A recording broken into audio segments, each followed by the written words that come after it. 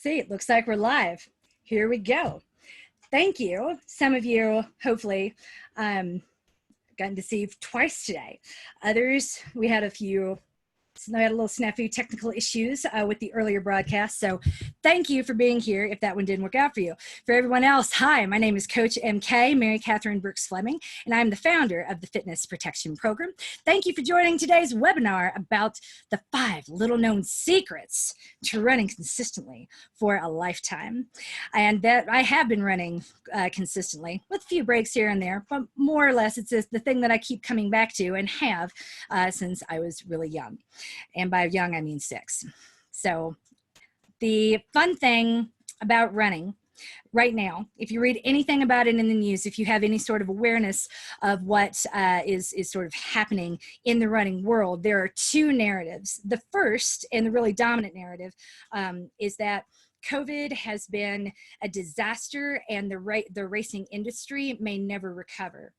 The other narrative is that the running industry is booming because everybody wants to get outside however they can, and jogging is an essential activity. Both of these narratives are true. There's some truth there, but the fact that they are so different underscores the growing divide effectively between the sport and the hobby of running. And right now, as I see it, as I've always seen it, there is that disconnect is problematic for recreational runners, for people like you and me who are new to this sport. And it's the way that we enter determines how long we stay. So when I look around and I think of all the people who try to take up running, or when they tell me a story about the time they tried to start running, what I hear is that the system failed them. I've never met a lazy person. I mean, when you think about it, the sort of person who gravitates towards distance running there, or even thinks like, hey, I kind of want to do this, there's nothing lazy there. That's impressive. It's really impressive, but we'll get to all that in a minute. I just wanted to make it really clear. The problem is not the person. The problem is the way the industry exists at the moment. We're going to talk through that. We're going to talk about what they get wrong and how build will be a different experience for you. Also want to make note that I will not be really paying attention to the chat or to the raised hand function. I think I turned that off, but God knows what I did. We're just going to go with it. I'm going to try to get through this as expediently as possible, and then I'll take questions at the end. So I have a moderator who's watching the chat for questions too. So feel free to put your question in because you don't want it to be forgotten, but please don't be offended or hurt if I cannot get to it right away. It just means that I wanted to keep moving, and y'all know how these happen. I'm sure this is not your first webinar, but if it is, let me know, because how did you get to this point? In this stage without Zoom? I want your life. It's amazing. Okay, now with that firmly in place, 5 little known secrets. I'm going to share my screen and we're going to go directly into this beautiful presentation. So before we get to the secret, before we go any further, we really need to take a minute to talk about what a run is. When you think of the word run, what activity do you picture? Most people think of the sort of thing that would turn you into the guy on the right. He looks like he doesn't feel real good. So when you think about a run, when you think about how to define it, we define it as this horrifyingly hard activity that people claim to like, but you don't know why, because they look like this and they sound the opposite of happy when they talk about running. They sound kind of perpetually heartbroken. So I want you, whatever you think a run is, take a second just to write it down before we go too much further, because by the time we finish this presentation, I want to change that definition of that word for you. You will never look like this guy because of something that I asked you to do or prescribed in a training plan. You won't. So I don't think, to quote one of my favorite movies ever, that word, I do not think it means what you think it means. That has a totally different meaning, and we're going to talk about what that meaning is. But at the end of the day, we don't want to be that guy. We want to be strong enough to be able to be that guy. Like, I'm strong and fit enough. I could do that to myself, but I ain't gonna. I don't know. It's kind of like an Ironman. I kind of say, sure, I'd love to do it. I'd love to be fit enough to do an Ironman. I have zero desire to train for one. proper respect to all Ironman everywhere. So when it comes to a run, running is a catch-all word like drive. If I told you I drove somewhere, you probably wouldn't ask me how fast I went. Probably wouldn't ask me like what the drive was like. It's a very simple, you wouldn't ask if the car broke down when I finished unless you knew me. And then I'd get mad at you for judging. But anyway, we're impressed that you remember that you have a stick shift in your car too. So a really, really hard run is called a sprint, and a really, really not hard run is called a jog. If you think of it as a continuum, harder is not de facto better, but that's something that permeates American culture. Didn't get it, try again, try harder. And it's a little grotesque. I'm not a fan of that mindset. I've lived outside of this country for a really long time, and that is the thing that's been hitting me in the face every day since I came back. Maybe I was too young to notice it before, but there's this idea that if you didn't get what you wanted, that you didn't work hard enough, and I'm not okay with that. Everybody in my purview works really hard. They work plenty hard. What they need to do is less. And so it's important to remember that both a sprint and a jog are both runs. 80% of the work that I prescribe is going to be jogging or easier. And that's okay. You're going to get what you need to get, and you're going to be okay with that once you know what it is you need to get out of that activity. So somehow it became really cool to hate on jogging, and I don't know why. Jogging is the business. Jogging is amazing. I love jogging. Jogging is what I've been doing for 35 years. But I say run, and you think I look like that guy, and you just think you think I have terrible judgment. You would be correct. But when it comes to jogging, when you see what I mean by running, and running is jogging, Larry, it's all the same thing. If you can jog 5 days a week, jogging is not much more stressful than walking. And chances are pretty good most of you do that every day. If you don't, let me know. We do not yet have we have a series of programs that we plan to roll out in 2021. They are not quite ready yet for runners with mobility impairments and AWD. So our AWD programs will be coming, but they're not ready at the moment. So, but generally, mobility aside, generally speaking, the older people who say to you that running is really bad for your knees, yeah, they when I say run and they say run, we're not talking about the same activity. So, hey, walkers, by the way, raise your hand if you're a walker. Sweet. I love you. You're going to find this transition into jogging super duper simple, easier than you think. You have no idea how good you have it right now and how ready you are to get going. So, I love walkers, by the way. You guys are fantastic. The most important thing to know about me, these are the things that, you know, I'm supposed to put on there to make you think I'm qualified and stuff, which means that I'm not, and I'm okay with that too. I don't know what it is people want to see when it comes to judging run coaches, but I think they make it up, and a lot of those metrics don't tell you anything about me, my experience, my abilities, or how I'm going to be able to speak to you. So I don't come from a traditional running background and that is performance-based. I don't. I'm from a little rural part of Tennessee, Smith County, exit 58 on I-40, and I started jogging with my dad in 1983 when I was 6 years old after he had suffered a massive heart attack and a quintuple bypass. Jogging was a key component of his rehab. And you might have guessed by this point that I'm incredibly annoying. I'm even worse in the mornings. I'm a super duper morning person. So my mom would push me out the door to go with him on his morning jogs. Also, we knew back then the word genetics was thrown around a lot very loosely. Well, you have the same genes, so you might have the same heart. Why he had a heart attack at 33 as opposed to anyone else we know is anyone's guess. But it did make sense to all and sundry, since he and I look and act so much alike that we might have similar tickers as well. That was when my jogging journey started. It was born of trauma and a little bit of shame. Back then, 1983, nobody was jogging. Wasn't a thing. There were no marathons. And to underscore really how much the world has changed, my hometown has a half marathon now. You can Google it, the Bear Waller Gap Half Marathon. And it's called that because the trail, bears like to get out in there and waller. That's why it's got the name. That's serious. But can't make it up. Bear Waller Gap Half Marathon. It's not far from where I grew up. It's down the street, actually. So my school did not have track or cross country. It still doesn't, even though they have the Bear Waller Gap Half. You think they would. So my daily jog didn't really have a performance outlet. I wasn't athletic. I didn't make the high school basketball team. So I joined the marching band, and I would jog in the afternoons or in the morning before school whenever I could.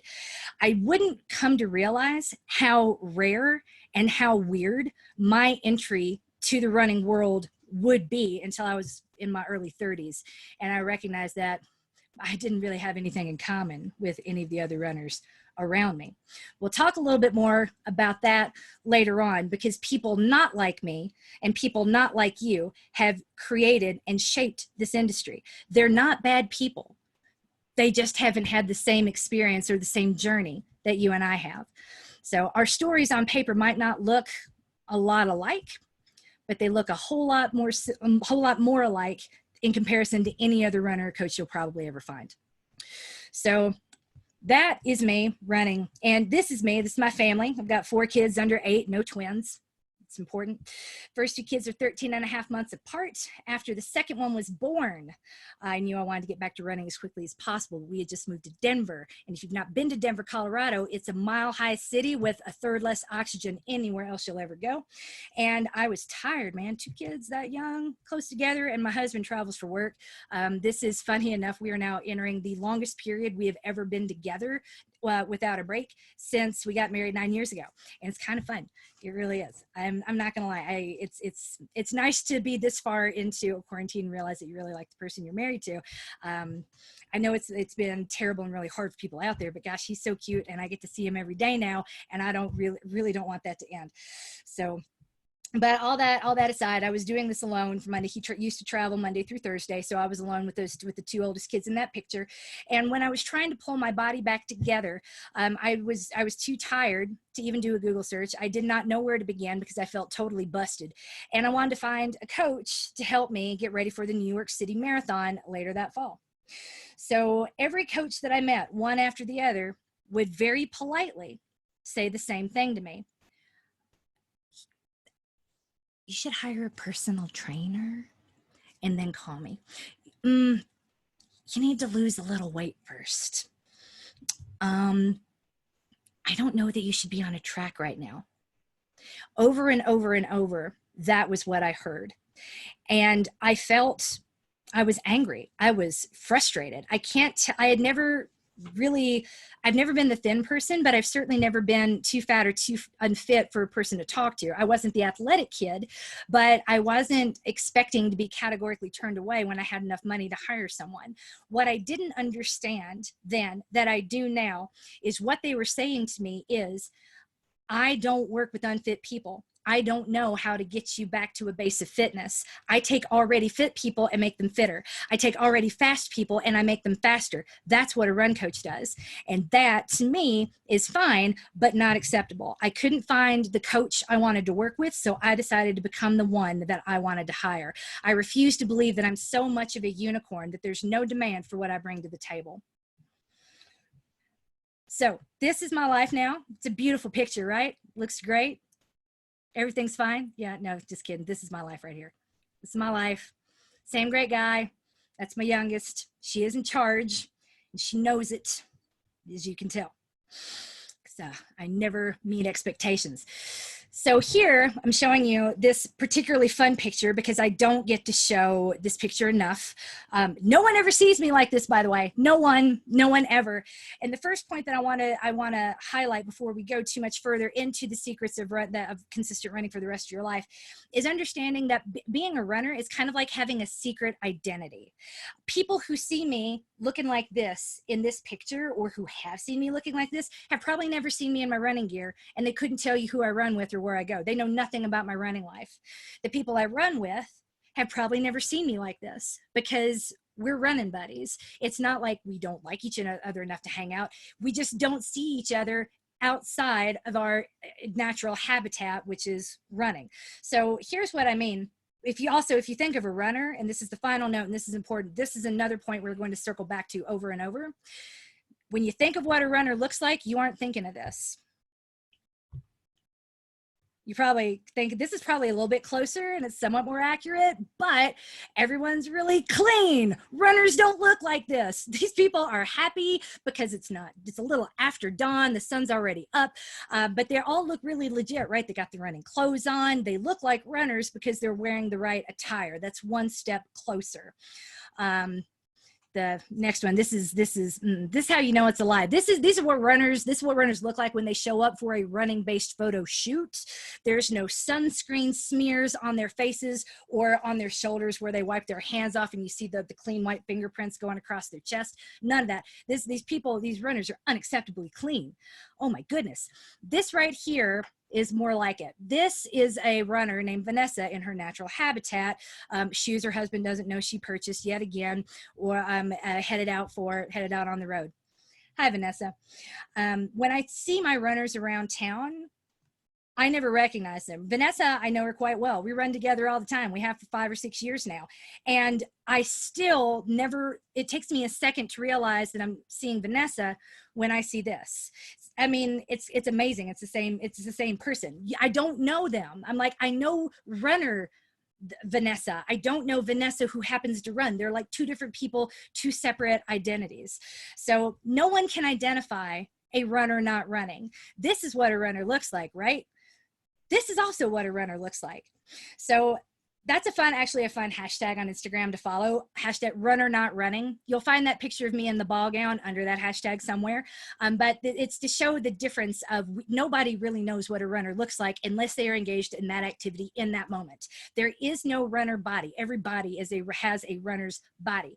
Everyone who wants to run can. There's a place for you here. You already fit, even if you never want to put those same sunglasses on. God bless you, Vanessa. So if you're hesitant because you don't think you look like a runner, remember, none of us do. I like to say that runners are ordinary people with an extraordinary hobby, as opposed to like genetically gifted, really extraordinary people who are playing the sport they were born to play. Oh my gosh, I love athletes, by the way. I know quite a few athletes. I am in awe of those athletes. I do not think I have anything in common with those athletes. I kind of stare at them and all I can think of is the distance between my experience and theirs, because I have no idea what it's like to walk through this world feeling really good and competent at something that involves my body and movement. So I also like to say that most of us develop some sense of identity when we're younger, especially high school, and that identity is really hard to break away from. So that sense of identity tells you where you fit in. And most of the runners who you meet from this point forward, by the way, they're more like me. They're not the people who necessarily were by and far categorically the athletic kids growing up. You're right where you need to be. Now, I'm not going to dwell on this too far. Some runners are athletes and some athletes are runners, but anyone can become a runner. I don't know what it would take. If you are a person who already thinks that, I think runners are athletes, great, cool.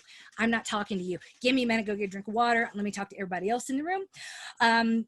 You don't have to be born an athlete to become a runner. If you're intimidated, if you're wondering if you belong here, don't. You're in the right place, I promise. Now, this is a really extraordinary hobby. And these two runners that you're seeing on the screen right now, that's Marie on the left and Nick on the right. Both of them started running around the same time, 2014, 2015, my first season as a coach. Marie is a licensed clinical social worker.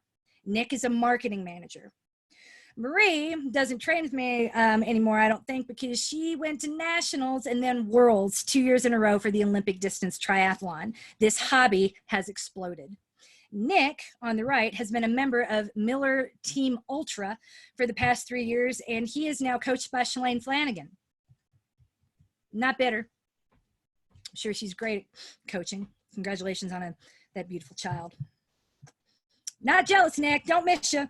But yeah, I tell you that to tell you this. Neither one of these two people would have seen worlds or personal coaching by Shalane Flanagan in their future when they started this hobby 5 years ago. You have no idea what you're capable of, and you have no idea where this could go. Not saying it has to go anywhere, but these two didn't look for it, push it, or expect it, because they don't think of themselves as athletes either. So I tell you that to tell you this, and you're going to hear me say this as many times as you need to hear it. The difference, the only difference between you and them is that they have already started. So the great thing about running, and one of the reasons why you might be here today, is the fact that it is one of the most accessible workouts anyone can theoretically put on shoes and run out the door. It's like a great big party that anyone can come to and every doctor would tell you to go to. So it's easy to start, but you know that your greatest strength is like also your greatest weakness. You probably heard that before. It's the same for running. All kinds of people are going to decide to become runners for all kinds of reasons. All of them will enter through the same door. I'm about to tell you what that door looks like. So you have to think about what that door looks like and understand what that is to understand why they tap out. Spoiler alert, has nothing to do with willpower or motivation. This is right here is how most people will take up running on their own with a computer. When that doesn't work out, when the free trial ends, when the app is done, when the 5K is concluded, now what? If they're not inspired to continue, they're going to think that the problem is them. This is what they're going to say to themselves. And I find that unacceptable. Because you see, if this isn't your first time trying to pick up running, I need you to understand the problem is not you. It never was. No one greeted you at the door to tell you that the party was in the backyard. There's a gap, and I'm aiming to close it. Those runners will have started alone, following generic guidance and a generic plan with zero connection to the plan or the underlying material or even to other runners. When the generic guidance ended, if they weren't interested enough to look for more, they tapped out. And who can blame them? So this is something I warn you a lot. Experience does not necessarily breed knowledge. Being around runners doesn't necessarily mean that you know what you're doing. And I really, truly believe that most runners, no matter how kind they are or how well-meaning they are, they don't know what they're doing. It's because when they've started that app, they're gonna, or they've started their running journey, they're gonna keep going back and answering questions in the same place where they got started, getting the same generic advice over and over and over again. And they'll still be alone. Few will ever take the step of hiring a coach. And, you know, even if a lot of people wanted to join a run club, they might not live near one or be able to find one. So, and that even still, sorry, I had an adjustment over here. There's another hump and another hurdle that you have to get over. Because if you've been doing this on your own, searching for knowledge and information and answers to your questions on your own, if you've hit that point where you can't find an answer, then joining a run club or hiring a coach might feel like defeat. You had to ask for help somewhere else because you failed to do it on your own, which can make it really unattractive. So when they become too busy to keep seeking information or too frustrated to continue, they just stop and tell themselves it's a solo sport. And it is, but you don't get a bigger medal by doing everything by yourself all the time. The runners who continue really won't be that much better off. I mean, they're just not alone. So let's say they join a running group like this one. That group's going to be full of runners who are wearing running gear and shirts from a race and expensive watches and hats and sunglasses like Vanessa's. And they're going to look like athletes. Oh my gosh, these people, they look like runners, right? They look like real runners. They'll totally be able to answer your questions because they know what they're doing, right? They're real. Nope. I love all the ladies in these pictures, but I think they would all be the first to tell you to come ask me. Oh, you should talk to Coach MK. You see, these runners are just like you. They started with an app and a Google search, and since then they've run some races, maybe even a marathon, but they're going to give you the same, if you push them for an answer, they're going to give you the same generic advice that they found on Google or Pinterest or in their app when they started their running journey a while ago.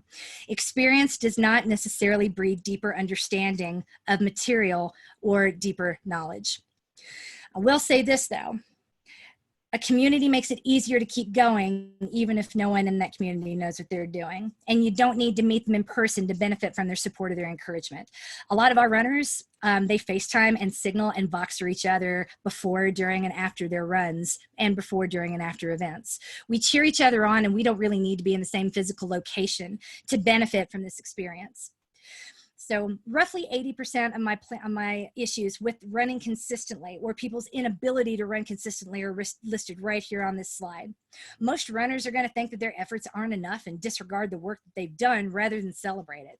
And I've seen this thread of anxiety woven into every single running group I have ever encountered. People ask themselves and each other, am I going hard enough? Do you think I'm doing the right thing? I don't really know, because they don't know what they need to get and they don't know what they're set out to do because it's a plan that they created or grabbed them for themselves off the internet. It's generic, and they don't know how to tailor it to themselves because they have no one to take those questions to. They're literally asking the wrong question, and they're asking the wrong people. And so interest and motivation aren't things that you can leave in your purse or forget in your car. This leads us to the first secret of running consistently for a lifetime, and that's knowing what to do and trusting the plan. Most runners that you meet don't. They pick something like a race or an event, and they do it over and over and over again. When they get tired of like turning the page and, you know, hitting repeat, they'll take a break, which is kind of means they're going to quit until they find some other reason to get going again. Nothing they do makes them really happy or feels like enough. And that's another dirty little secret. Run clubs are full of people performing what they think are the right answers instead of looking for the true answers. But that's what happens when you don't know that you're asking the wrong questions. So this is also why most runners that you meet, most people at the run clubs, can't tell you why other runners give up, which that also in turn means that they can't tell you what to do differently so that you can keep going. It's easier to blame the person, to call them lazy or unmotivated. It's also why most runners can't tell you what to do once you finish that plan or app. They'll just suggest another race that kind of sounds good because that's all they know. They just do what everyone else does, what everyone else before them did. They also don't want to admit that they aren't super excited about what they're doing or running. It's just something to do that maybe they have some friends traveling to, and it'll be fun. No one's going to admit that running, that this training thing doesn't really make them feel good. They keep asking the same questions of the same people and getting the same answers and making the same mistakes. Now, this person right here, whew, she's a hot mess. In June of 2013, after I started my quest to coach myself, I joined a run club. We were brand new to Denver. We just moved here, and I definitely looked like I just had a baby. Everyone presumed I was a new runner and approached me to say really, really nice, but totally misguided things. They gave me the worst advice, y'all. Oh, and they were so nice and they were so persuasive about it. I was new and I really wanted to make friends, and I really needed this to work because there aren't that many run clubs for recreational runners in Denver area. Everybody here's a lone wolf. And in my desire to want to make friends, you can't really do that if you're saying, no, why would you say that? That's a terrible idea. You don't do that, do you? Please tell me you don't do that. You seem like such a good person. That's awful. So I never said that, not out loud. I put on my best poker face, and every time I would go out to run and people would approach me and try to encourage me to run harder or chase them or go just a little bit faster, I'd have to put my head down and say to myself, I'm coached, I'm loved, I'm winning at life, I'm doing what I need to do. Sorry, because that is hard and humbling to say no in those moments, because it feels like a rejection with people that you are desperately wanting to connect with.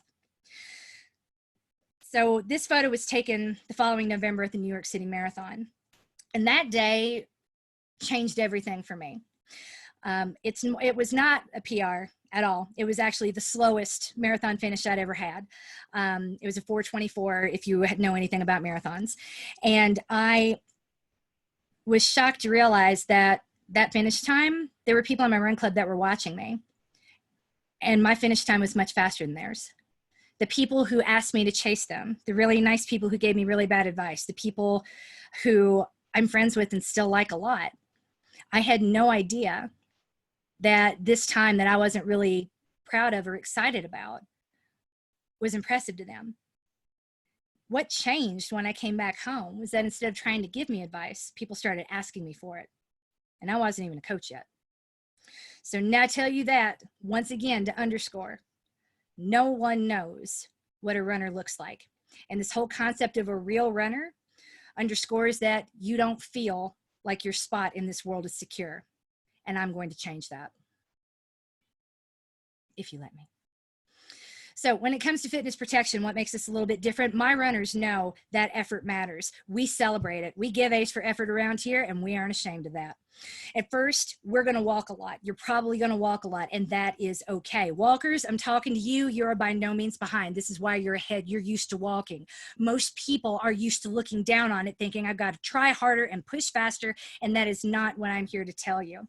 Walking is valid. It isn't cheating or less than in any conceivable way. Neither is jogging. It is one thing to know this, and another thing entirely to wrap your brain around it when I say you can jog 5 days a week. It's hard to believe that running the way I tell you to run is a workout. It's truly no more stressful than walking, and that walking thing is something that you do every day. At the same time, start where you're comfortable, but you'll see what I'm talking about real quick. Maybe that feels like too much of a leap, and that's really cool. We'll talk about how all of that works a little bit later. What's important is to know that once you've completed build, your options of what to do next will be crystal clear. What you choose to do next will not be limited to what you can find in a Google search or what all the people around you advise you to do or what they can think of. Our world is so much bigger than that. The possibilities are truly endless. So what do you think the answer to this question is? My runners know what the most important part of a run is. Can you guess? Go ahead and throw it in the chat. This really matters, you guys. You don't have to have some true deep connection to the underlying material. You just need to know what matters and what doesn't, what's important and what doesn't. If you're going to make any sort of changes or alter the plan to suit your needs when life happens, that is how you decide what to keep and what to cut. Is it this? Stretching before or after the run? What you reckon? Is it this, the warm-up? I know it's hard to tell, but this photo was taken while we were doing our warm-up sequence. Most runners will tell you it's this, speed work, the really hard stuff that's usually done on a track. They also tell you that everything else is junk miles while they grab their shins and talk about their last visit to their podiatrist. Funny enough, the most important part of the run is a cool down. And I know this seems counterintuitive, but follow the logic. Your cardiovascular system is your body's oxygen delivery system, and its top priority is repair. Muscles, while in motion, can use up to 84% of the free-flowing oxygen in your blood when your body's working at low to moderate intensities only. Really hard runs that overstrain your muscles, you're not using oxygen, you're working too hard. So easy effort runs repair the damage that happens during the super hard runs. So strength comes from the repair, not specifically from the breakage. The cool down at the end of a harder workout is where repair begins. It's where the maximum amount of repair can take place because your muscles are getting up to 84% of the oxygen in your bloodstream. And once you stop running, they will deprioritize, they will get less. They move down the chain. So that is why the cool down is so important. If you cut the cool down, then effectively you're cutting your recovery. And if you're cutting it out completely because you think it's junk miles and you only have time for the good stuff, you just negated all the benefits of the good stuff. But my runners know this. They know what the priorities are. We talk about them all the time. Fitness protection runners know that speed work must be earned if you really want to do it at all, and that it's useless without that proper cool down. They also know the next thing I'm going to tell you, the second secret to running consistently for life, the only form cue that you're ever going to need. It's easy to go hard, it's hard to go smart. Jogging, really truly holding back your effort and saving your energy and letting people pass you even when they ask you to chase them. It's one of the smartest things you can do, and it is one of the hardest. Which is why I say this, running more slowly than you want to go in any given moment is the hardest thing you will ever do as a runner. And you're going to hear me say this at least once a week. Jogging is not easy, you see. It's an easy effort, but it's a totally different type of hard. You're going to be certain that you're doing it wrong, that running cannot possibly be this easy. This isn't what you thought I was going to ask you to do. This isn't what you thought you signed up for. And eventually it's going to click. Running is a vague catch-all term that is meaningless, kind of like driving. It doesn't tell you how hard a person was working, how far they went. It tells you absolutely nothing. And on easy days, which basically is all the time, we jog. And if jogging feels like too much, we walk. We know what we need to get and we aren't afraid to get it. We have nothing to prove to you and we don't really care what people see on Strava, but it's really nice when you give us high fives. This right here is the only form cue you're ever going to need. And when you receive, anyone who has signed up for the webinar, you're going to receive the deck afterwards. You can click this link and see it on our YouTube channel. Lock your cage. It's brilliant, right? What does it mean? What's she talking about? Have you ever heard that before? I'm going to Google it. Don't Google it. I made it up. This is my term. So I came up with this cue when I was standing on a track trying to get people to stand up a little bit straighter because they were all trying to imitate what they thought good running form was. Whee! Your body is a really highly efficient machine. Whole books have been written about runner form and cadence and overstriding and pronation and foot strike and how your foot hits the ground. And the truth of the matter is you don't need to worry about any of that because form is a function of strength. You want better form? It will change as your strength increases. Trying to change form without strengthening anything is backwards. Water around in there with the bears. So I'm going to pause the share for just a minute, if I can remember how to do that. Yay. And let you look at me right here in the box. So when it comes to locking your cage, get to the edge of your seat. Want your sits bones on top of the edge of that seat. So sit up straighter on top of them. And you'll notice that your shoulders sort of roll forward a little bit. Rather than thinking about pulling your shoulders back, the two things that'll happen is either you hyperextend your back and try to throw your shoulders back, which is just weird and abnormal. You get T-Rex arms. Those don't help you do anything. All locking your cage is taking the lower part of your shoulder blades and drawing them in together. It's that. That's it. Now your torso is engaged. You're not clenching your muscles. You're not trying to hold things in. You're just, it's locked. It's secure. And I know, again, it sounds overly simple, but the fact of the matter is it's so simple people don't want to listen to it. They'd rather buy a book believing that it's really complicated so they can ruminate, spin out, and try harder because trying harder makes them feel good. Remember, that's the American ethos. If you don't have what you want, you didn't try hard enough. It is easier to try the hard things, the esoteric things, and really get locked into technical aspects of training while disregarding the fundamentals. Those technical things don't matter to most recreational runners. They just don't, and that's okay. Yay for simple. Simple is not less than. So, whoops. So here we go. Can it really be that simple? Sure, of course it is, but not if you're elite or a pro. Nothing is simple when you're elite or a pro, and that's why I say, thank God I'm not elite. It is heartbreaking to have that much talent. It is heartbreaking to coach people with that much talent, to watch them show up over and over and over again, because you don't get money if you show up and get 7th place. You don't get money if you show up off the podium. To be so close yet so far away, doing everything right, and you can still get injured and lose a whole season, and you might not, it might not be your day, and the person and all that you've done to squeeze out marginal gains is eradicated by some new person that you didn't even see coming. It is heartbreaking to have that kind of talent. And I'm really good to not have any and be in a place where I can celebrate what I do and be excited every time I show up. I don't feel less than for not being an athlete, and I don't want anyone else to feel that way either. Elites are something totally different, but they dominate the conversation, not for reasons that you would expect. So here's what matters. When your TVA, that's the little muscle that engages when you're sitting up straight, it's below your belly button. When it's engaged, then your lower back has no support, so it absorbs shock it wasn't meant to absorb. When you overstride, your shins are doing work your glutes were meant to do, and your knees are absorbing a lot of unnecessary shock, kind of like brake pads when you let your teenager take your car out. Right, well, does that happen even in automatics? I'm so old, I love my stick shift. Oof. So when you use your arms to propel you forward, when you're getting tired and you start trying to recruit them out, you're going to start twisting from side to side, wasting all kinds of energy. With a locked cage, it's almost impossible to overstride. It's almost impossible to lead with your arm swing, and it's almost impossible if you just stay there with good form in a good place.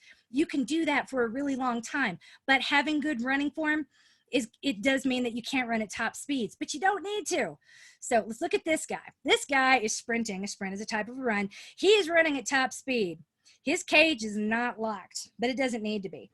Sprinting can only be sustained for maybe 20 seconds. And to be really clear, sprinting is what you do when there's a line behind you or your baby's about to run out in the street. It's super high intensity. It uses a lot of power. It's incredibly inefficient. You cannot do it for very long. Okay, and it's not better, it's just different than what we do. So here in this picture, I'm demonstrating how to double check that your cage is locked. And the easiest way to do it is just to kind of tap your elbows against your waist. That's it. And if you try and you're like, oh, actually my elbows are kind of forward, reset, try again, and chances are good, odds are pretty good that you'll get it right. Again, it's not about perfect. Like, you'll know if you're tapping your waist or not. Even if, I mean, I don't care what size you are, how big your waist is, you know if you're a little in the front or a little in the back. All we're going for is kind of in the center, and you're good. It's not about perfect. It's about, is that right? Close enough. We'll take it. It's easy to go hard. It's easy to overcomplicate things. It is really, really, really hard to go smart, and Occam's razor always applies. Right here, this right here is how we run pain-free every day for the rest of our lives. When you know what you're doing, when you trust the plan, when you don't ask people who don't know what they're talking about because you know what you're doing and you don't have to. You don't waste time trying to prove your knowledge to anybody else. You're already good. You've already got what you need. Here are some testimonials from people who were plagued with injuries before they started working with me. The Vanessa in question has had a freaking hip replacement. She hasn't had any, I mean, she's had injuries since then, but that's because she's Vanessa, and that happens. Hi, Josh. Hi, Vanessa. Those injuries are not my fault. Told you not to get that dog, but just kidding. I love dogs. There's only so much poop I can have. I got 4 kids, y'all. 4 under 8, no twins. So to kind of bring it all together, we're going to give you an example. It's Friday morning. You didn't sleep well last night, probably because this thing sleeping in here in the picture tried to keep you up all night. So then this morning you hit the snooze button too many times. The training plan says that you're supposed to run 6 easy miles, but you only have 30 minutes. What do? Throw it in the chat. I just want to read that later. So this is what most runners are going to do. Those experienced people at the run club that don't know they give bad advice, they're going to try to get as much, they're going to try to make those 30 minutes count. To them, 30 hard minutes is the same as 60 or 70 easy minutes, right? Not really. Not really. And this is why so many of those experienced runners are perpetually injured and haven't hit their goal race times. They insist on doing every run as written, perfect compliance, green training peaks boxes. I do everything exactly right, no matter what. And they ignore the most important signals of all, which are the ones that are coming from your own body. They also ignore the instruction in the training plan. And why? Because this is what the performance athletes, this is what the fast kids do. Now, there's nothing wrong with the plan. People like plans. They like knowing what to do. We also, I mean, if you're like me, I'm busy, y'all. I appreciate not trying to have to figure it out every time I put my shoes on and walk out the door, and needing to make changes because it's going to take some time to figure out what to do. It's unnecessarily frustrating. The most popular questions that I got my first year of coaching is, I can't do this. What do I do instead? How do I treat my run like the patchwork quilt? And I really like that. There's got to be a better way to make this simpler for everybody. So what these people, and I don't mean to keep bashing on people at the run club, especially mine. I love them. The things that they say and do are not illogical, and they're not stupid, not at all. And here's why. Before 2007, when Garmin's became affordable and commercially available, I mean, there just weren't that many marathons. And frankly, there weren't that many runners. When I moved to Georgetown and I had to find a run club, there just weren't recreational running clubs. And we had to find them in a card catalog or a bulletin board. This is 1997, you guys. This is before Google. This is before Yahoo. Oh my God, I'm so old. Yay. But run clubs there, track clubs, were full of elites who were still trying to go to the Olympics. No one ever talked about Boston. Boston, it's a little harder to go to the Olympics. Just FYI. All the new people with their Garmin's, once Garmin's came in and they had data and they got excited about data. And I was excited about data. I had Timex Ironman. I used mapmyrun.com. I still do, to map out where I was going, to have an idea how far 5 miles actually was. To this day, by the way, nothing is better than mapmyrun.com for planning a run out. I've been using that since, 2005? Been a long time. Anyway, it's like the actual point of this webinar is that I am really, really old.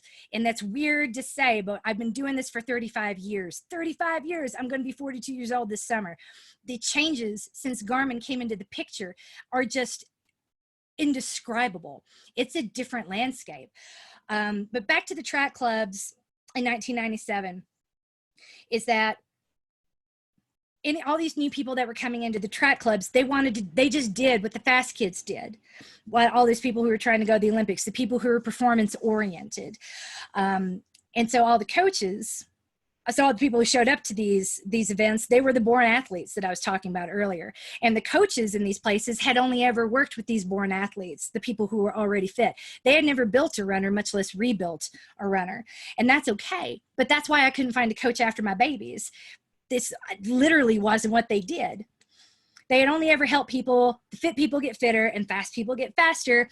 And these are the experts that are quoted in every article, the coachy coaches. If you want to have a coach, like I'm not you want to cite a coach in your article, I'm probably not the one that you come to because I'm not the most experty expert. And I'm okay with that. But those experty experts don't work with people like you and me. And the advice that they give isn't bad. It just isn't necessarily applicable.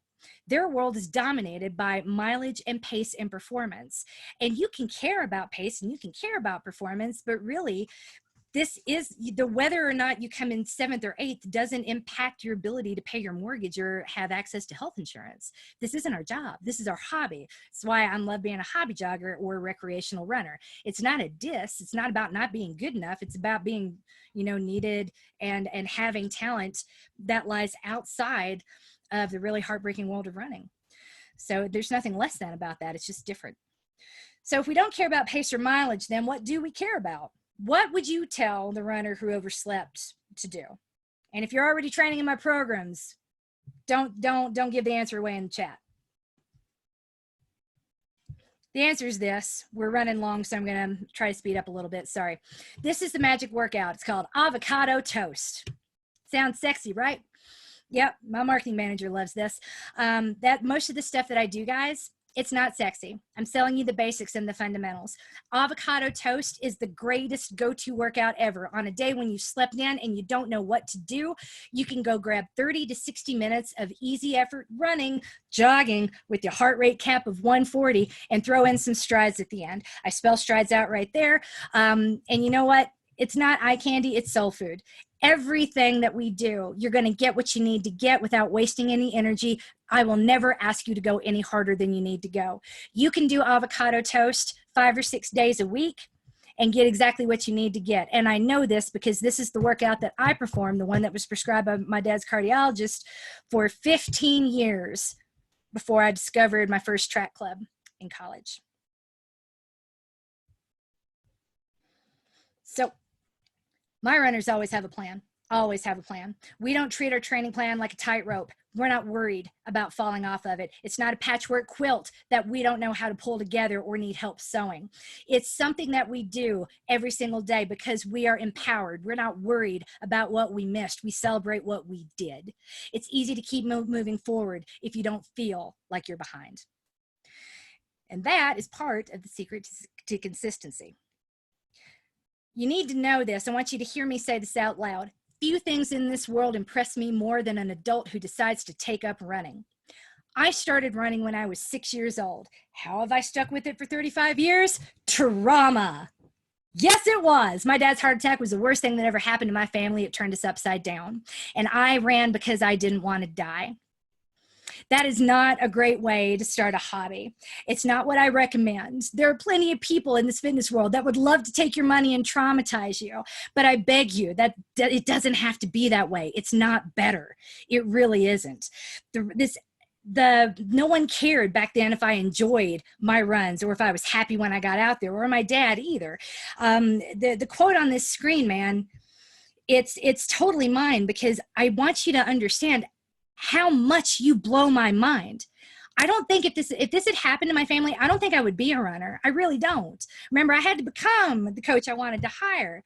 Man, I don't know. I'm a homebody. I like when I sit down on my couch. I love it when all 4 of my kids jump on top of me. My husband gets next to me, even though he's horrified. He's not a cuddler, and I am. Bless his heart. And all my children are too. So it's really great fun for him. So I tell you that to be like, I would be home all day long. I don't know that I would be a runner because I don't have some natural gift. I had trauma. If you're here, despite not having some natural aptitude or some trauma that propelled you forward, God bless you. You're amazing. That is amazing to me. It really, truly is. Of all the things you could do with your spare time. And I want to make sure that this hobby and this world, that your entry is smooth and that you get what you deserve for showing up here. It's a big deal and it's important. So to recap, running has this big open door. Anyone can enter. No one knows what they're doing, which is why so many end up quitting. How is this going to be different for you when you join Build? Everything you need to know is in this picture. Yes.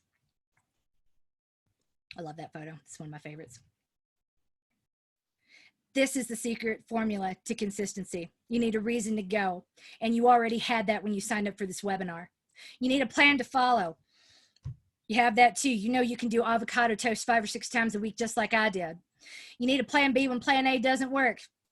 Your plan A is pretty simple. Take out the strides. Go when you want to, don't when you can't, don't worry about it. There you go. There's your plan B. Build provides the rest. A coach, me, in your ear, telling you that you're coached, you're loved, you're winning at life, and no, you didn't lose. You don't fail. You learn, you keep moving, you showed up, and that's what matters. A supportive community of badasses just like you, people who are worthy of you, showing up, celebrating what you do, and reminding you what really matters in those moments when you can't remember, when you're too ashamed and can't forget. Build is going to give you everything you need to keep going. You already have what you needed to start.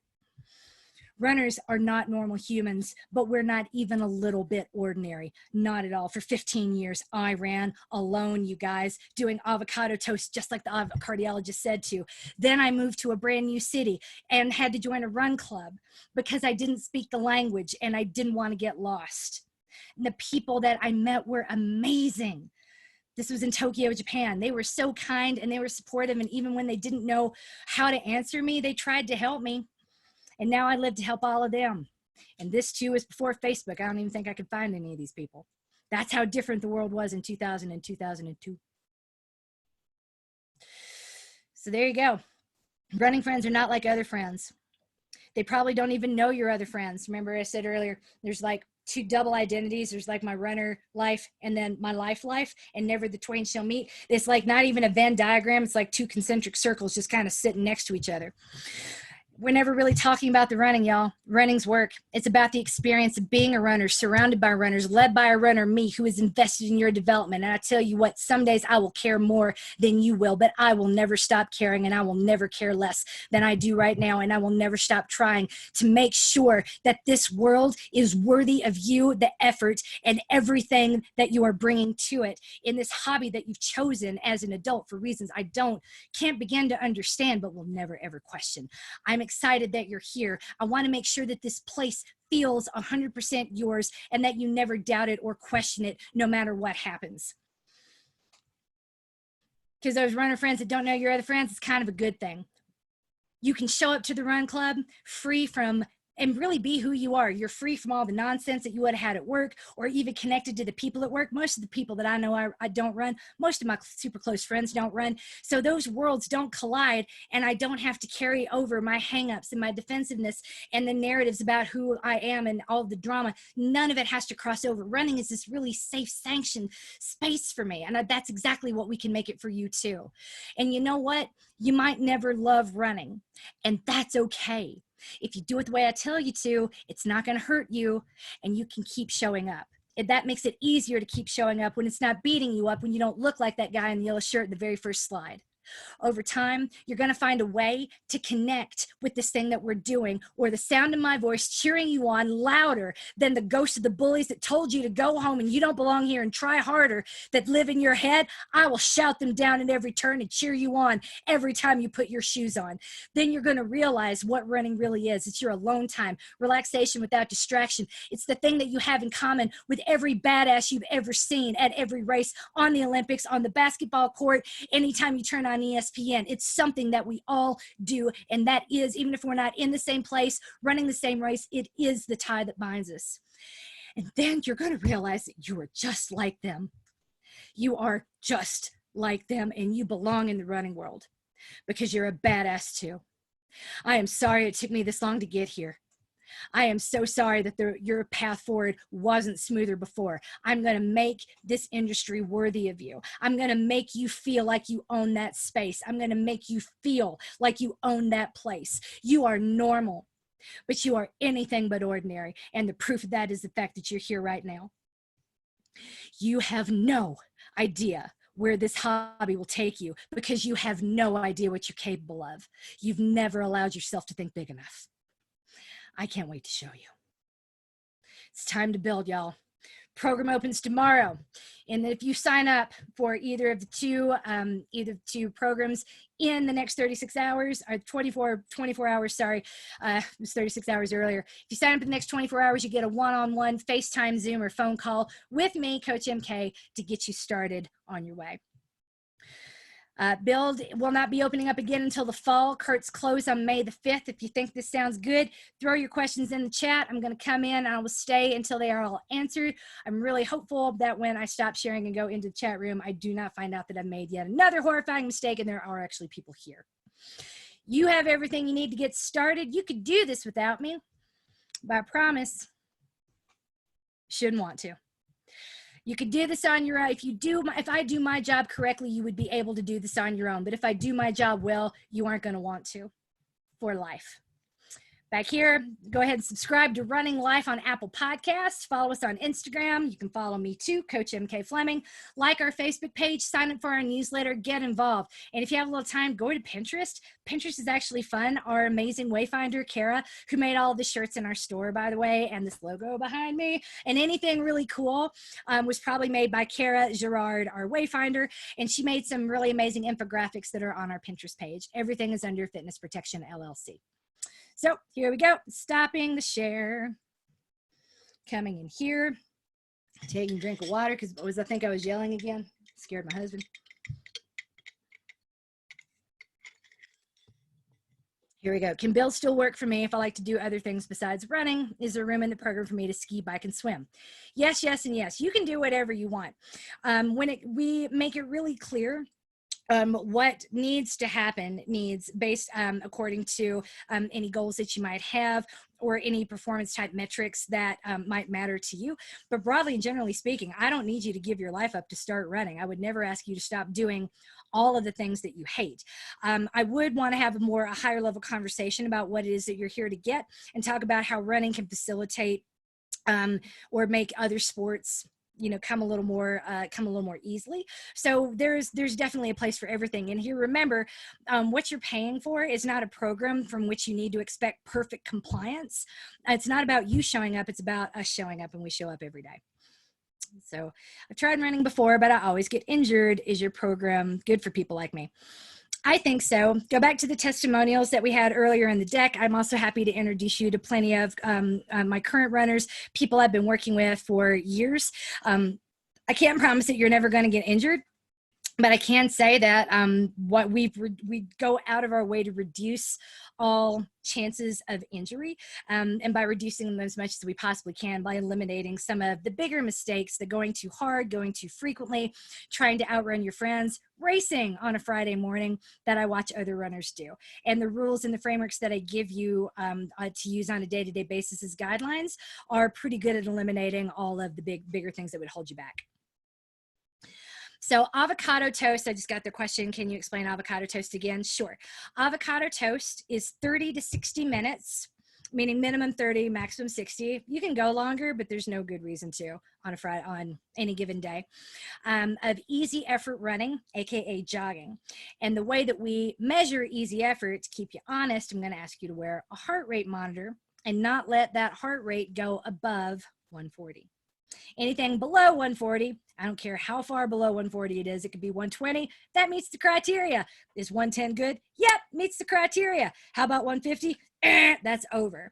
Anything that's under 140, I mean, I know when I say it's a speed limit, it's more like an effort cap. It's not a target. Do I need to get my heart rate up to 140? No, I didn't say that. I said you need to keep it under 140. We're trying to moderate your effort, not push to the limit like some of us do in our car, to be perfectly honest. So when I've stopped calling it a speed limit, because I say 140, people actually do like 150, 160, and that's kind of what we don't want. So avocado toast is 30 to 60 minutes spent with your heart rate under 140, walking or jogging, with 4 to 6 strides at the end. A stride is a controlled acceleration to roughly 5K pace. It's not like a dead sprint. It is not. It's a controlled acceleration and a controlled deceleration. 10 seconds of controlled acceleration, 10 seconds of controlled deceleration, with 40 seconds of walking or super slow shuffling to recover. That's a stride. Start to finish, one stride takes 1 minute, because you got 20 seconds, 10 seconds of increasing pace, 10 seconds of decreasing pace, 40 seconds of recovery, start to finish 1 minute. You may add 4 to 6 strides at the end of avocado toast, and that's going to fire up your fast twitch muscles, because when you're training for anything longer than like the 800-meter relays, realistically, you don't need to do that much for your fast twitch muscles. You just don't, because it's a 90, even a 5K is a 97% aerobic sport, 99.9% or something ridiculous for the marathon. So to that end, your fast twitch muscles just need to be awake. We need to turn them on. We need to say hi, and we can do that with the stride. We don't need to fatigue them or wear them out or worry too much about developing them. So avocado toast has the cardiovascular development, it has the aerobic development, the oxygen metalysis, the repair, the recovery, and firing up the fast twitch muscles, literally everything you need in one super boring workout that you can keep coming back to over and over again, just like I do my beloved avocado toast. So that answered that live, answered that live, answered that live. And it's the Q&A. There I'm in the chat. Cool. You are excited to start your new hobby. We can start. The program is open now for purchase, and it's fitnessprotection.com. I will put the URL in the chat. Sorry about that.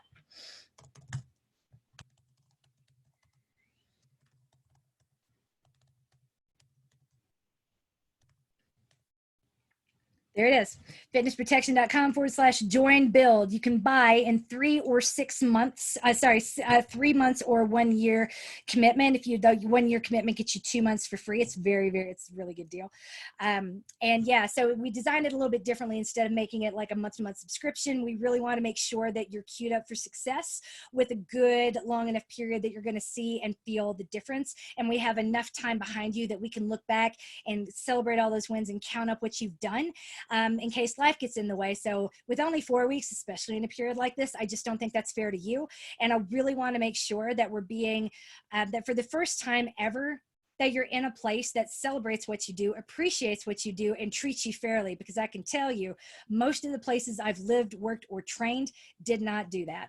I've seen a lot of different systems, and most all of them in the fitness world are contingent upon the belief that people who don't do the work on their own already are really lazy and need accountability and motivation. And I think that is stupid and disrespectful. I think everyone who's here is amazing and deserves better than that and more than that. There will never be shame, and there will never be anything. I'm never going to ask you to work harder or demand more mental strength than what you already have. Yep, both options are just a one-time payment. Yep, so we get you for 3 months, we get you for 6 months, and then after we've gone through the build funnel and we feel like you understand all the basics of the running world, then we have other options available in our other programs. But we really wanted to take at least 3 months to make sure that we feel comfortable with all aspects of the program and what we're doing before we shuffle you off elsewhere, because then we'd just be, replicating the same problem that you would have on your own. Well, this is fun, let's go try this. Because once the world really starts opening up to you and you see how many options there are, it is hard not to go chasing all of them down every rabbit hole. Let's take a little time, commit to a certain period of development, then see what else is out there. It's different when you're a new runner and you're still super excited about all of this. And I want to make sure, again, that that you give yourself a fair shake. And I just don't think a 1 month is enough to do it. Yay! Any more questions, throw them on in. I'll hang out here as long as you guys want to.